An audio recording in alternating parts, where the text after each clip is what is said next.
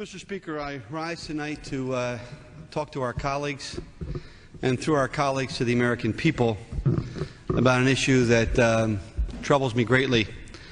I've been in this institution 19 years, and during those 19 years I've been on the Armed Services Committee. Currently I'm the Vice Chairman of that committee and chair of the subcommittee that oversees the purchase of our weapons systems. In the past I've chaired the Research Subcommittee, I've chaired the Readiness Subcommittee, and I've spent every available hour of my time working to make sure that our military troops are properly protected and have the proper equipment and training. I am a strong supporter of our military. Whether it was in the last 2 years of the Reagan administration, the 4 years of the Bush administration, the 8 years of the Clinton administration, or the current administration of President George W. Bush, I've been a strong supporter of our military. I'm a strong supporter of President Bush, campaigned for him, and a strong supporter of Secretary Rumsfeld. I say all that, Mr. Speaker, because tonight I rise to express my absolute outrage and disgust with what's happening in our Defense Intelligence Agency. Mr. Speaker, back in 1999, when I was chair of the Defense Research Subcommittee, the Army was doing cutting-edge work on a new type of technology to allow us to understand and predict emerging transnational terrorist threats. That technology was being done at several locations, but was being led by our Special Forces Command. The work that they were doing was unprecedented, and because of what I saw there, I supported the development of a national capability of a collaborative center that the CIA would just not accept. In fact, on November the 4th of 1999, 2 years before 9/11, in a meeting in my office with the Deputy Secretary of Defense, the Deputy Director of the CIA, Deputy Director of the FBI, we presented a 9-page proposal to create a national collaborative center. When we finished the brief, the CIA said we didn't need that capability, and so before 9/11 we didn't have it. When President Bush came in after a year of research, he announced the formation of the Terrorism Threat Integration Center, exactly what I had proposed in '99. Today it is known as the NCTC, the National Counterterrorism Center. But, Mr. Speaker, what troubles me is not the fact that we didn't take those steps. What troubles me is that I now have learned in the last 4 months that one of the tasks that was being done in 1999 and 2000 was a top-secret program organized at the request of the Chairman of the Joint Chiefs of Staff, carried out by the General in charge of our Special Forces Command, a very elite unit focusing on information regarding Al-Qaeda. It was a military planning effort to allow us to identify the key cells of Al-Qaeda around the world, and to give the military the capability to plan actions against those cells so they could not attack us as they did in 1993 at the Trade Center, at the Khobar Towers, with the USS Cole attack and the African embassy bombings. What I did not know, Mr. Speaker, up until June of this year was that that secret program called Able Danger actually identified the Brooklyn cell of Al-Qaeda in January and February of 2000, over 1 year before 9/11 ever happened. In addition, I learned that not only did we identify the Brooklyn cell of Al-Qaeda, but we identified Muhammad Atta as one of the members of that Brooklyn cell, along with 3 other terrorists who committed the leadership of the 9/11 attack. I've also learned, Mr. Speaker, that in September of 2000, again over 1 year before 9/11, that Able Danger team attempted on 3 separate occasions to provide information to the FBI about the Brooklyn cell of Al-Qaeda. And on 3 separate occasions they were denied by lawyers in the previous administration to transfer that information. Mr. Speaker, this past Sunday, on Meet the Press, Louis Freeh, FBI director at the time, was interviewed by Tim Russert. The first question to Louis Freeh was in regard to the FBI's ability to ferret out the terrorists. Louis Freeh's response, which can be obtained by anyone in this country as a part of the official record, was, well, Tim, we're now finding out that a top-secret program of the military called Able Danger actually identified the Brooklyn cell of Al-Qaeda and Muhammad Atta over a year before 9/11. And what Louis Freeh said, Mr. Speaker, is that that kind of actionable data could have allowed us to prevent the hijackings that occurred on September the 11th.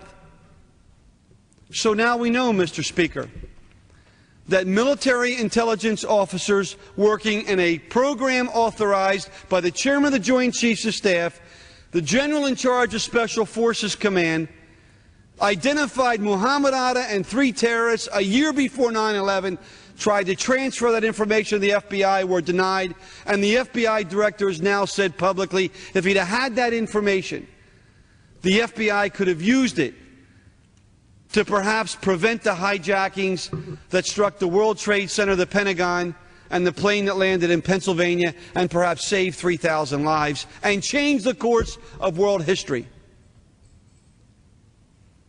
Mr. Speaker, I rise tonight because we've been trying to get the story out about Able Danger and what really happened. Unfortunately, Mr. Speaker, I have to rise tonight to tell you that as bad as this story is, and as bad as it is that the data wasn't transferred to the FBI, and as bad as it is that the 9/11 Commission totally ignored this entire story and referred to it as historically insignificant, even though it was authorized by the Chairman of the Joint Chiefs of Staff, even though Louis Freeh has now said it could have provided information to prevent the attack against us, the 9/11 Commission ignored it. Not because the commissioners ignored it, but because someone at the staff level on the 9/11 Commission staff decided for whatever reason that they did not want to pursue the Able Danger story. Mr. Speaker, in August and September, I met with the military officials involved with Able Danger, and one by one they've told their story. Until, Mr. Speaker, leaders in the Defense Intelligence Agency, including the Deputy Director, have decided they don't want the story told. I think because they perhaps are fearful of being embarrassed and humiliated. And so what direction have they taken, Mr. Speaker? They have gagged the military officers. They have prevented them from talking to any member of Congress. They have prevented them from talking to the media. And the Defense Intelligence Agency has begun a process to destroy the career and the life of Lt.Col.Anthony Shaffer. Now, it might be easy for us to ignore this, Mr. Speaker. We all have busy careers and worry about re-elections every 2 years and worry about our own families and our jobs. But I can't do that in this case, and neither can this body, and neither can the other body. You see, Lt.Col. Shaffer took an oath to defend our Constitution. He took the words duty, honor, country seriously and devoted 23 years of his life in the forward deployed intelligence operations of our military to protect America. During the time he served our country, he's received the Bronze Star, an award that doesn't come easily, for showing acts of courage, leadership, and bravery in the course of his activities. He's received public commendations from previous directors of the Defense Intelligence Agency, including General Patrick Hughes, including generals at Special Forces Command, and including Admiral Wilson of the Defense Intelligence Agency. He's received dozens of letters and commendations for his work.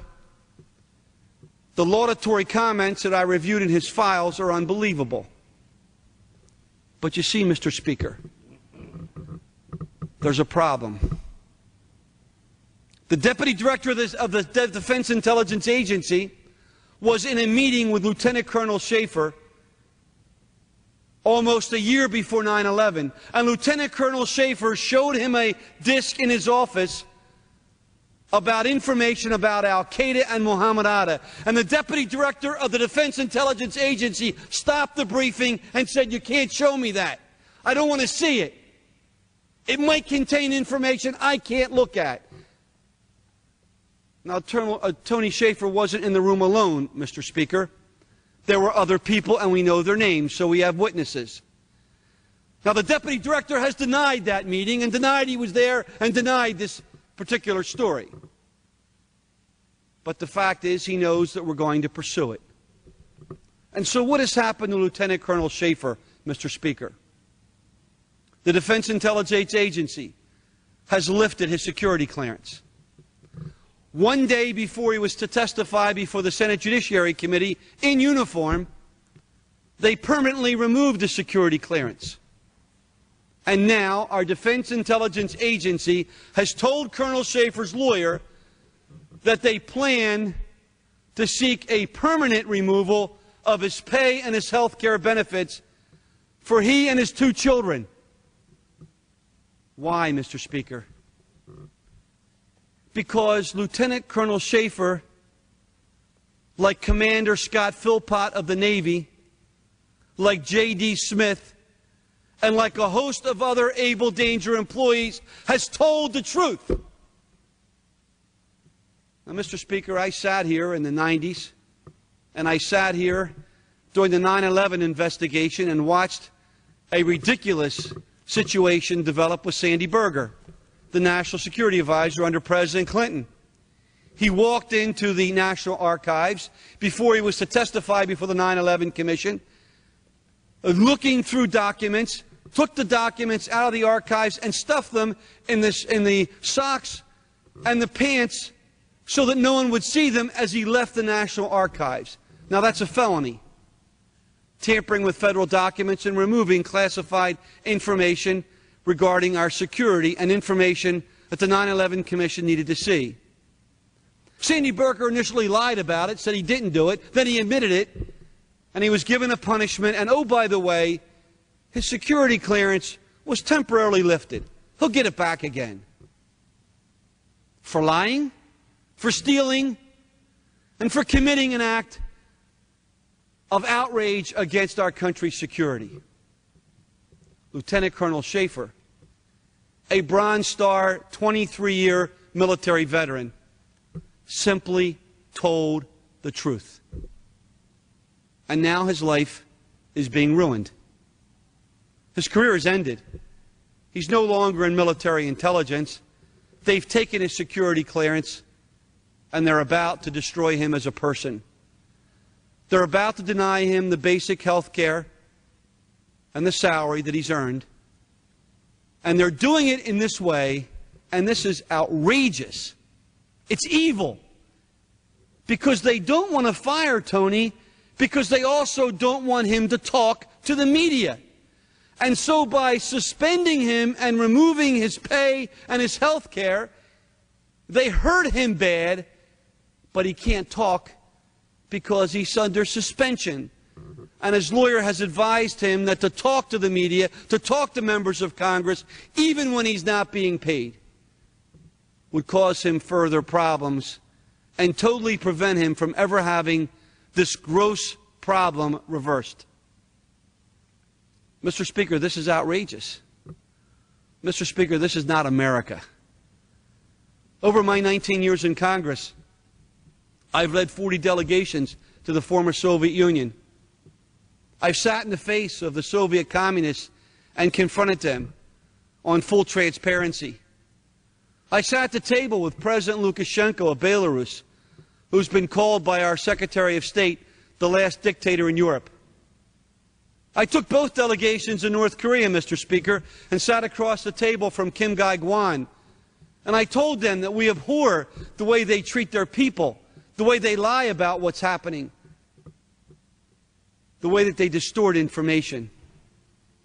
Mr. Speaker, I took 3 delegations to Libya to meet with Gaddafi and told him that we are absolutely outraged at what Libya did in helping complete the Lockerbie bombing and the bombing of the Berlin nightclub. You know, Mr. Speaker, I never thought I'd have to take the floor of this chamber and make the same statements about the Defense Intelligence Agency.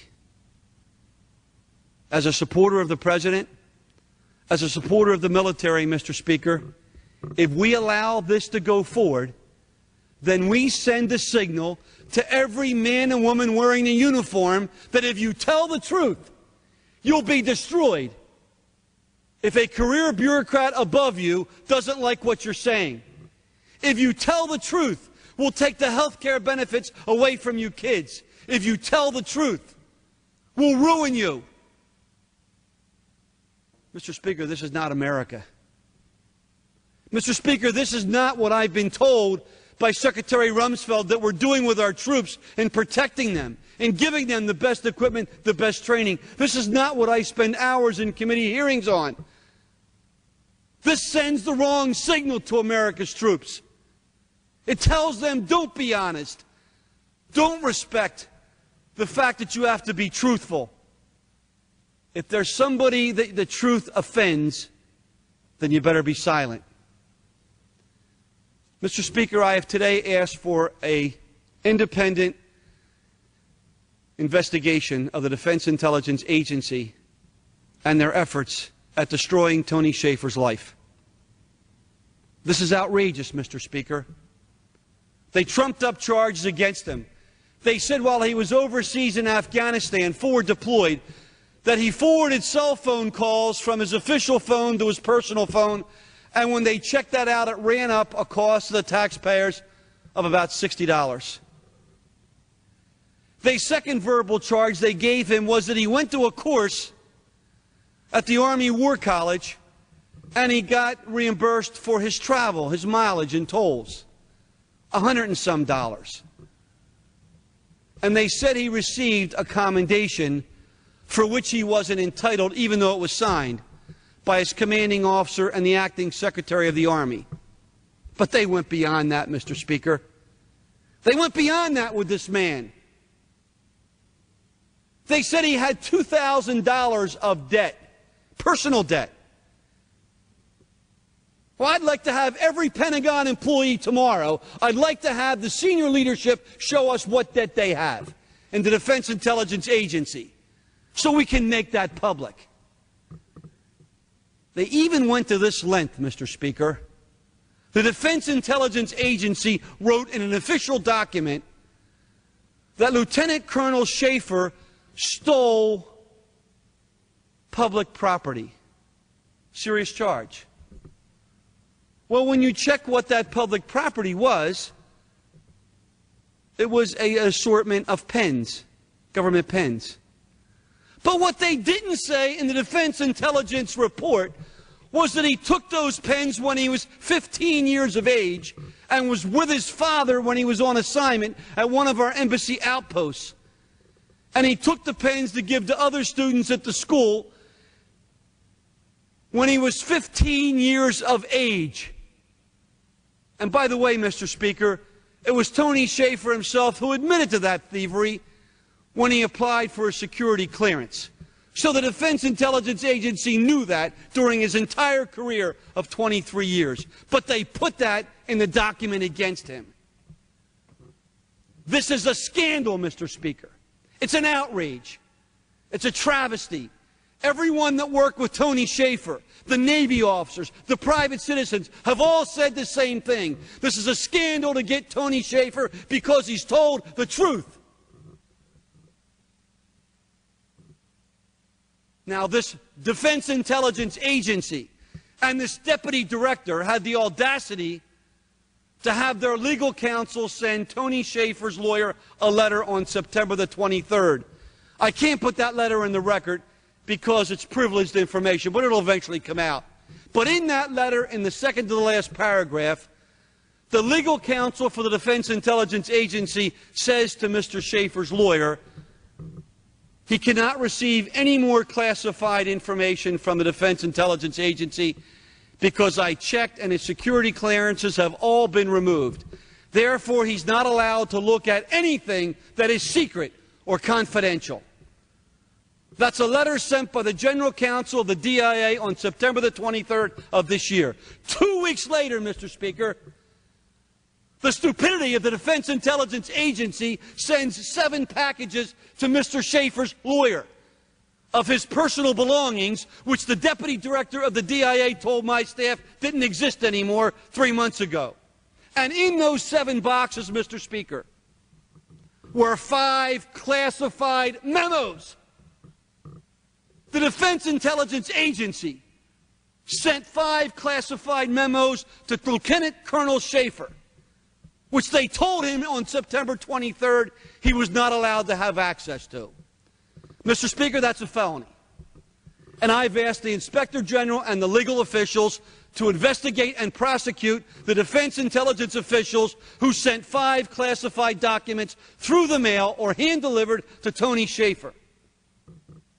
In addition, Mr. Speaker, the Defense Intelligence Agency, in its absolute total stupidity, included in those boxes $500 worth of federal property, including a multi-$100 GPS system owned by the federal government, which they sent to Tony Shaffer, I guess, to keep. They also sent, Mr. Speaker, 25 pens, brand new and marked on them, property of the U.S. government. The Defense Intelligence Agency, in its absolute, utter stupidity, sent Tony Shaffer federal property which they accused him of taking when he was 15 years of age. Mr. Speaker, there's something desperately wrong here. There is a bureaucracy in the Defense Intelligence Agency out of control. They want to destroy the reputation of a 23-year military officer, Bronze Star recipient, hero of our country, 2 kids, because people in Defense Intelligence are embarrassed of what's going to come out. And what's going to come out, Mr. Speaker?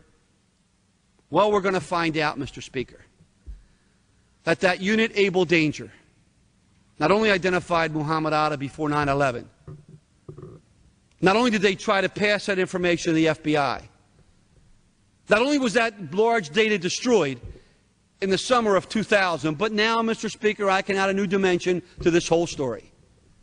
Because yesterday, Mr. Speaker, I met with another Able Danger official. I was not aware of this official's knowledge because he doesn't live in the Beltway. This official, Mr. Speaker, has impeccable credentials. I can't reveal his name today. I will to any member of this body, any of our colleagues that want to come to me, I'll tell you privately who this official is. And you will agree with me when I tell you his name. He has impeccable credentials. This official yesterday, Mr. Speaker, in a meeting in my office, told me he has never been talked to by the Pentagon.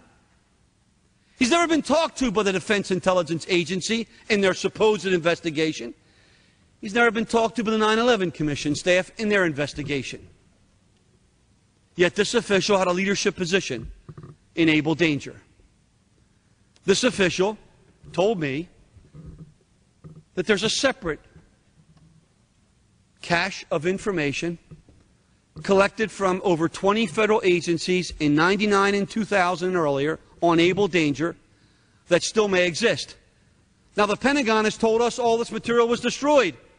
And now I have a senior official telling me there's a second pot of information that may well still exist.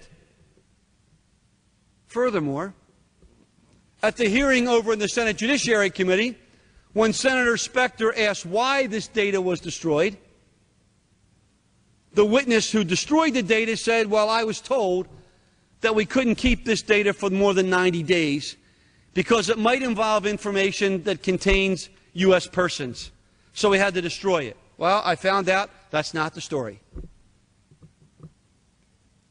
The reason the data was destroyed, Mr. Speaker, was because Special Forces Command asked the Army for that data, and within a matter of days, that data was destroyed so the Army wouldn't pass it to Special Forces Command. But yet there still was, and I hope still is, a massive pot of data. But furthermore, that official now, Mr. Speaker, that I talked to yesterday will also say that there was no 90-day requirement, as was testified before the Senate Judiciary Committee. He said on a regular basis they kept information from Able Danger data mining for months and months and months. In fact, he will say that he had discussions with a lawyer in DOD named Schifrin who told him, don't worry about it, just fill out a document, sign your name, you need it, put it in the box, and you can keep it as long as you want. Now, Mr. Speaker, that's entirely contradictory to what Defense Intelligence has been telling us, to what DOD's been telling us. Now we have someone who's willing to come forward and tell us that that 90-day period is not real, that they kept Able Danger information for months and months.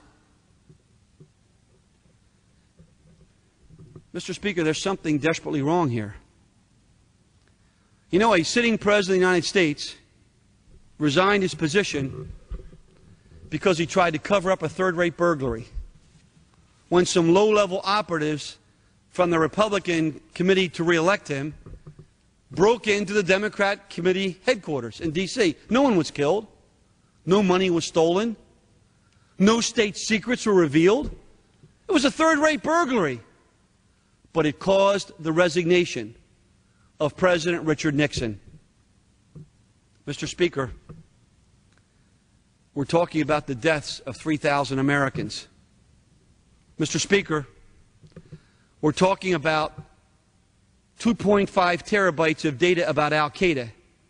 That's equal to 1/4 of all the printed material in the Library of Congress. Mr. Speaker, we're talking about Muhammad Atta and 3 of the terrorists that attacked us on 9/11. Mr. Speaker, we're talking about military intelligence officers, including an Annapolis graduate, who will command one of our destroyers in January of '06, who risked his entire career to state on the record, I will swear until I die that I saw Muhammad Atta's face every day starting in January of '00, a year and a half before 9/11.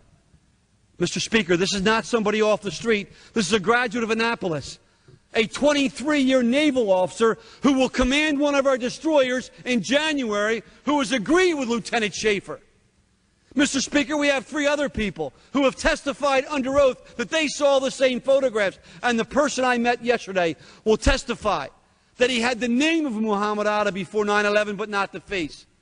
Mr. Speaker, this is not some third-rate burglary cover-up. This is not some Watergate incident. This is an attempt to prevent the American people from knowing the facts about how we could have prevented 9/11, and people are covering it up today. And they're ruining the career of a military officer to do it. And we can't let it stand. I don't care whether you're Democrat or Republican, you can't let a lieutenant colonel's career be ruined because of some bureaucrat in the Defense Intelligence Agency. If we let that happen, then no one that wears the uniform will ever feel protected, because we will have let them down. Anyone who wears the uniform of this country, who's serving today, expects us to back him or her up. And that's not happening. We're seeing lying, distortion. Do you know, Mr. Speaker, Wolf Blitzer on CNN told my staff that a Defense Department employee told him that Lieutenant Colonel Shaffer was having an affair with one of my employees. How low can we go, Mr. Speaker? How low can we go that allow this Defense Department to try to ruin the reputation and the personal life of a lieutenant colonel with a Bronze Star? To Wolf Blitzer, Mr. Speaker, we need to know the name of that defense official who told Wolf Blitzer, who told my staff, and he's not the only one. I have other media people who will come forward in this grand effort to destroy the reputation of a uniformed military officer, to create scandalous accusations. He doesn't even know my staff. To accuse him of stealing pens when he was 15. To take away his health care benefits for his 2 kids because he's telling the truth. What do we stand for, Mr. Speaker, if not the truth? Is it more important that we be politically correct? Is it more important that I not rock the boat because my party's in the White House, because I campaign for Bush, because I support Don Rumsfeld? Is that more important, Mr. Speaker, that I don't want to be here? I'll leave. I'll leave my post. But I'm not going to do it until we get justice for this man and for these people who the 9/11 Commission called historically insignificant. Mr. Speaker, there's something wrong inside the Beltway. Mr. Speaker, there's something desperately wrong when a military officer risks his life in Afghanistan time and again, embedded with our troops under an assumed name, with a false beard and a false identity, forward deployed with our troops, gets castigated, gets ridiculed, gets some lowlife scum at the Pentagon spreading malicious lies about this individual, and then say to his lawyer, we're going to take away his health care benefits. We're going to take away his salary. Mr. Speaker, if we allow this to stand as Democrats and Republicans, then none of us deserve to be here. When we all go overseas, we meet the troops, we tell them how proud we are of them. We provide funding for them. We give them training, we take care of their families. Now, what we are allowing to happen right now is a Defense Intelligence Agency to ruin the career and the life of a man who spent 23 years protecting his nation. Now, if Lieutenant Colonel Shaffer was telling this story alone in a vacuum, that might be one thing. But, Mr. Speaker, he's been corroborated over and over again. I've met with at least 10 people who fully corroborate what Tony Shaffer said. Those meetings with the FBI employee still works there.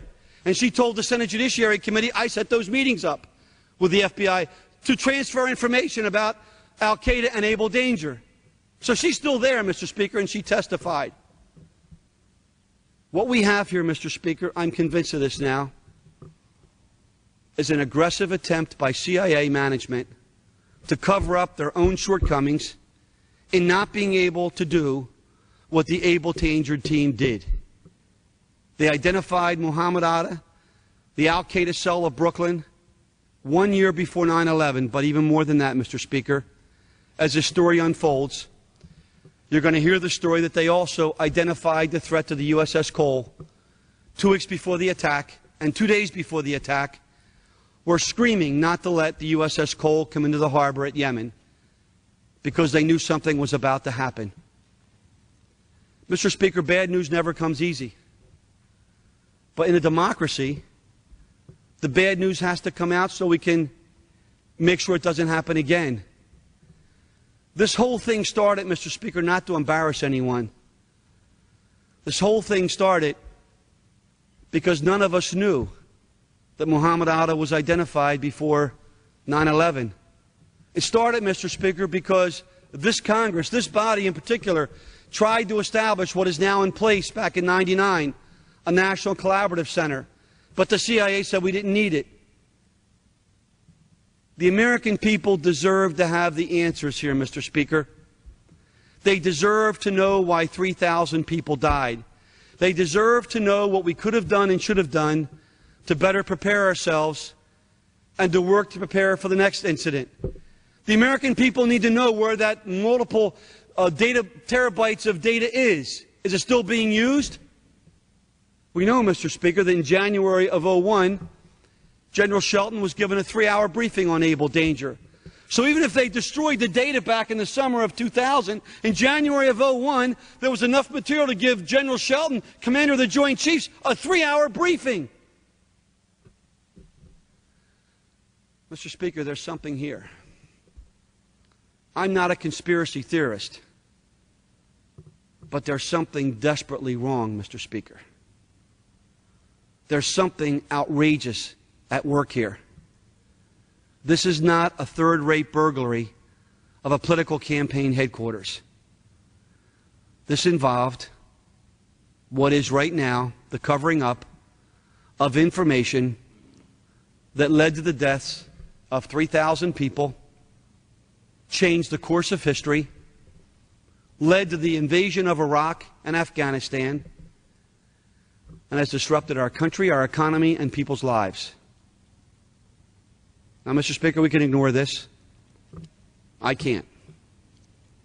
If it means I have to resign from this body, I will resign. I will not allow, after 19 years in this body, and as a Vice Chairman of the Armed Services Committee, bureaucrats in the Defense Intelligence Agency to concoct stories, to talk about the theft of pens when this Lieutenant Colonel was 15 years old, to talk about this man's personal debt of $2,000. I'd hate to even check the indebtedness of members of Congress. I know mine's more than $2,000. Mr. Speaker, this is not America. I had a group of college students down today, Mr. Speaker, from Drexel University. There were about 20 of them, including representative students from 8 other nations. And we talked about this. Of course, we've talked about all the problem countries in the world. We talk about our values as a nation, the need for a democracy, to have people involved, to have transparency, to have people who respect the rule of law and the Constitution. How do I tell them that that's what's working here, Mr. Speaker? When the Pentagon says that these people who simply want to tell the truth are not allowed, they're saying it's for classified purposes, yet the lawyer for DOD on the Senate side said there was nothing classified about any of the information. It's not about classified programs, Mr. Speaker. I'd be the last to want to see any information that would harm our security revealed. And I've seen many, many instances where I've been given sensitive information, in some cases, that only a few people in the Congress and the country had. And I would never reveal it. It's not about that. This is not about the DIA. It's not about the CIA. It's about CYA. It's about CYA by bureaucrats in the Defense Intelligence Agency and possibly some political operatives that don't want the facts to come out about Able Danger and the information that the Able Danger team put together. And in the process, they're going to destroy a man who has been recognized by his country, who has a family, and who simply wants to do the right thing. Mr. Speaker, I hated to take the floor tonight. I don't know what else to do. We've got committees of Congress working on this. I want to thank Frank Wolf, Chairman of the FBI Appropriation Oversight Committee. He's as outraged as I am. I want to thank Jim Sensenbrenner. The Judiciary Committee in the House is looking at this, hopefully going to do hearings. I want to thank Duncan Hunter. The Armed Services Committee has got a full-time staffer assigned to get to the facts of this. I want to thank Peter King at Homeland Security, following in Chris Cox's footsteps, because he's looking at this. I want to thank Pete Hoekstra on the Intelligence Committee. He's met with Tony Shaffer and offered to get more information. I want to thank my colleagues on the other side for standing up and beginning to ask questions. I want to thank people in the Senate like Arlen Specter and Joe Biden, who attended a Judiciary Committee hearing and expressed their outrage. I want to thank Jeff Sessions, who was there, and John Kyle was there, and Chuck Grassley, who was there, because they too said, in fact, Chuck Grassley called it a cover-up. I can't tell you the number of members, Mr. Speaker, who have come to me and said this is unacceptable. I would hope that as a result of what we've heard tonight, every member of Congress will ask for an inquiry. Cynthia McKinney from Georgia wrote a letter to the Chairman of the Armed Services Committee asking for an investigation. So we have them from Democrats to Republicans, left to the right, conservatives to liberals.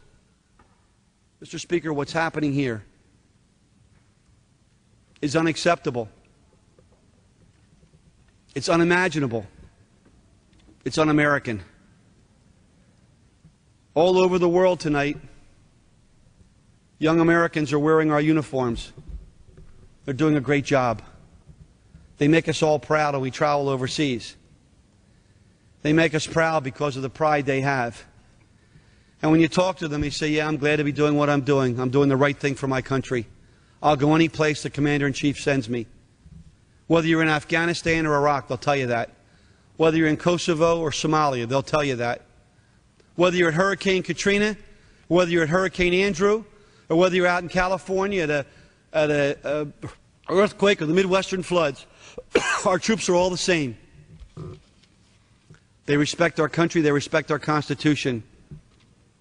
If we allow this travesty to continue, Mr. Speaker, then we've let all of those people down.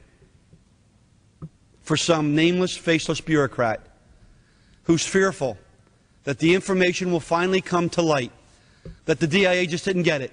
Back in 1999 and 2000, they didn't have a clue. They had millions of dollars, hundreds of millions of dollars, and couldn't do what a 20-member team did in being able to identify Muhammad Ali before the 9/11 attacks. DIA doesn't want that to come out, Mr. Speaker. They don't want that to come out. Heaven forbid the Defense Intelligence Agency, with hundreds of millions of dollars, would have a 20-member team do what they couldn't do because they were using new technology and new software. They don't want that to come out. That's why that deputy director, when he was at that meeting, said, I want to see this. Don't show it to me. And that's why today that deputy director is trying to ruin the career of Lieutenant Colonel Shaffer. The only way to resolve this, Mr. Speaker, is to have a full independent investigation by the Inspector General of the Pentagon. I've asked Secretary Rumsfeld today to do that. I would ask my colleagues on both sides of the aisle to join me in that request.